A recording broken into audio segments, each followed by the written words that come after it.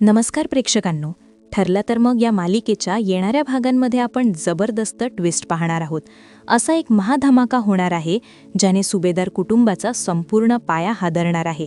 अजूनपर्यंत नागराजच्या इशाऱ्यावर नाचणारे साक्षी आणि महिपत आता खुद्द नागराजचाच काळ बनून कोर्टात उभे राहणार आहे. पण खेळ इथे संपणार नाहीये. तर जी तन्वीच्या नावाखाली प्रियाने आजवर सुभेदार घरात राज्य केलं, त्या प्रियाचा खोटा मुखवटा आता सर्वांसमोर ओरबाडून काढला जाणार आहे. साक्षी आणि महिपत आता प्रिया विरोधात साक्ष देणार आहेत. त्याचबरोबर प्रिया नाही तर नागराज विरोधात खळबळजनक साक्ष दोघेजणही देणार आहेत. आणि आता सिद्ध होणार आहे की प्रिया हीच खरी तोतया आहे. मग आता अर्जुन आणि सायली ह्या सगळ्या गोष्टी जेव्हा घडतात तेव्हा सायली हीच खरी तन्वी आहे हे सगळे सिद्ध होणार आहे का? आणि महिपत आणि साक्षी कशा प्रकारे आता दोघंजणही मिळून बाप लेक कोर्टामध्ये प्रिया आणि नागराजची वाट लावतायत, हे सगळं पाहणं अगदीच रंजकतेचं ठरणार आहे. त्यामुळे व्हिडिओ अगदी शेवटपर्यंत नक्कीच बघा.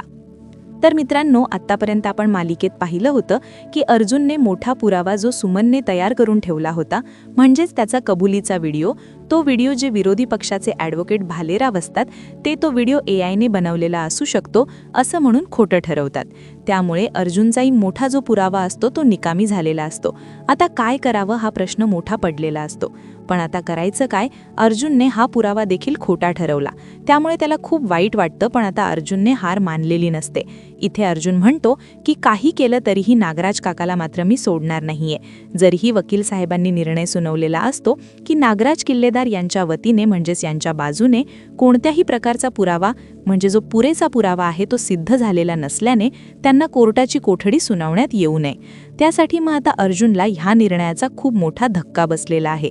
रविराजलाही जो काही जज साहेबांनी निर्णय दिलाय तो अजिबात आवडलेला नाहीये.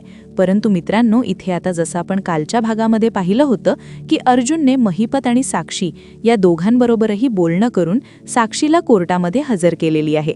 आणि म्हणूनच आता महिपतची एक मोठी जी सिक्रेट गोष्ट होती आणि जे नागराज ट्रम्प वापरत होता साक्षीला, ती साक्षी आता सगळ्या काही गोष्टी दिलेली साक्षी ती सापडली कशी, ह्यावर नागराजला आता मोठा प्रश्न पडलेला असतो.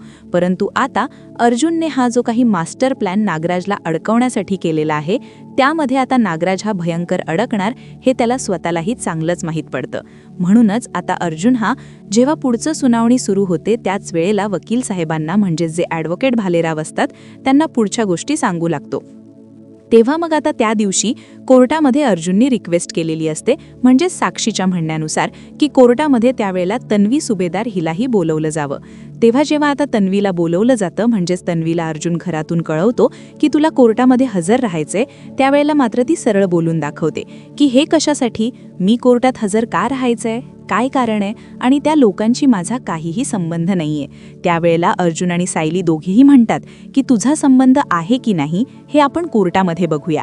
त्यामुळे काही झालं तरीही प्रिया तुला कोर्टामध्ये यावेच लागेल. आपल्याला खरं काय खोटं काय हे सिद्ध करायचंय आणि नागराज काकांवरचा गुन्हा खरा आहे की खोटा याची साक्ष तुला द्यायची आहे. म्हणजे तुला त्यांच्याबद्दल काय माहिती आहे या सगळी साक्ष तुला कोर्टात द्यावी लागेल. आणि जर तू कोर्टात आली नाही तर मात्र पोलीस जे काही समजायचे ते समजून जातील की तू पण ह्या प्रकरणामध्ये अडकलेली आहेस किंवा तुझा याच्यामध्ये काहीतरी हात आहे. हे ऐकल्यानंतर आता प्रियाला टेन्शन आलेलं असतं की बापरे, आता मी करू तरी काय, म्हणजे ह्या सगळ्या गोष्टींपासून मी स्वतःला वाचवू तरी कसं. त्यानंतर मग आता इथे खऱ्या केसची सुरुवात झालेली असते. आता पुढे नागराजचा काळ बनून अर्जुन समोर उभा आहे आणि अर्जुन आता सगळ्यांसमोर म्हणतो की जज साहेब, मला आता सगळे काही पुराव्यानिशी आता नागराज काकाला हे सिद्ध करून दाखवायचे की तो ह्या सगळ्यामध्ये कसा दोषी आहे ते. पुढे आपण बघूया की ही जी व्यक्ती आहे ती म्हणजे साक्षी शिखरे उर्फ समीरा शेखर. म्हणजे हिच्याबद्दल मी काही सांगू इच्छितो. महिपत शिखरे यांची मुलगी साक्षी शिखरे ही जेव्हा जेलमध्ये होती तेव्हा आपण आश्रम केसमध्ये हिला जेल घडवून दिली होती. त्याच वेळेला ही जेलमध्ये असताना एक मोठी गोष्ट घडत होती. माय लॉर्ड, साक्षी शिखरे ही जेव्हा जेलमध्ये होती त्याच काळामध्ये तिला बाहेर काढण्यासाठी तिचे वडील महिपत शिखरे यांनी अत्यंत धक्कादायक आणि अमानुष असं मोठं प्लॅनिंग केलेलं होतं. आणि या सगळ्या गोष्टीची कबुली स्वतः साक्षी शिखरे हिनं माझ्यासमोर दिलेली आहे. माय लॉर्ड, तुम्हाला मी ही संपूर्ण घटना थोडक्यात पण अत्यंत स्पष्ट शब्दांत सांगू इच्छितो. अर्जुन सुभेदार एवढं बोलतो तोच विरोधी पक्षाचे वकील ॲडव्होकेट भालेराव मध्येच उभे राहतात. त्यांचा आवाज चिडलेला, उपरोधिक आणि मुद्दाम अर्जुनला गोंधळात टाकणारा असतो. एक मिनिट मिस्टर अर्जुन सुभेदार, भालेराव मोठ्या आवाजात म्हणतात. मला खरंच कळत नाहीये की तुम्ही कोर्टाला कुठे घेऊन चाललाय. तुम्हाला बोलायचं आहे नागराज किल्लेदार यांच्या केसबद्दल, पण तुम्ही अचानक दुसऱ्याच केसकडे वळताय. या साक्षी शिखरेचा आणि नागराज किल्लेदारच्या केसचा नेमका काय संबंध आहे? तुमचं दुसऱ्या केसची काय काम आहे? कोर्टात एकच कुजबूज सुरू होते. प्रेक्षकांमध्ये बसलेले लोक एकमेकांकडे पाहू लागतात. नागराज किल्लेदारच्या चेहऱ्यावर हलकेशी अस्वस्थता दिसायला लागते, तर प्रिया मात्र खुर्चीत निमांत बसलेली असते, जणू काही हे सगळं तिच्याशी संबंधित नाही. जेव्हा साक्षी शिखरे जेलमध्ये होती, पण त्याच काळात एक अत्यंत धक्कादायक अफवा पसरवण्यात आली होती. संबंध आहे ती अफवा अशी होती की खोल महिपत शिखरे यांची मुलगी साक्षी ही जेलमध्येच मरण पावली आहे. हे ऐकताच कोर्टात बसलेल्या सगळ्यांमध्ये खळबळ उठते. साक्षी मृत आहे अशी बातमी कधी, कशी आणि कुणी पसरवली, हा प्रश्न सगळ्यांच्या मनात एकाच वेळी उभा राहतो. ॲडव्होकेट भालेराव, अर्जुन पुढे म्हणतो, कृपया शांत पण माय लॉर्ड, ही अफवा पूर्णपणे खोटी होती. अगदी स्पष्ट खरं सांगायचं झालं तर की महिपत शिखरे यांनी स्वतःच्या मुलीला वाचवण्यासाठी एका निरपराध दुसऱ्याच मुलीचा खून केला होता. अर्जुनला पुढे बोलण्याची क्षणभर कोर्ट स्तब्ध होतं. हे शब्द ऐकून सगळ्यांनाच धक्का बसतो. जज साहेब गंभीर आवाजात विचारतात, मिस्टर अर्जुन, तुम्हाला याचं गांभीर्य कळतंय ना? अर्जुन मान डोलावतो. माय लॉर्ड, मला पूर्ण कल्पना आहे की मी काय बोलतोय आणि मी जबाबदारीनेच हे सगळं कोर्टासमोर मांडतोय.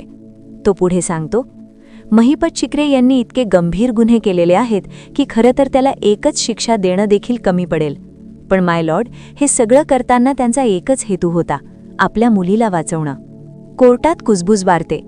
अर्जुन पुढे स्पष्ट करतो, महिपत शिखरे यांनी जेलमध्ये असा बनाव निर्माण केला की त्यांची मुलगी मरण पावली आहे आणि त्याच आडून त्यांनी स्वतःच्या मुलीला जेलमधून पळवून नेलं.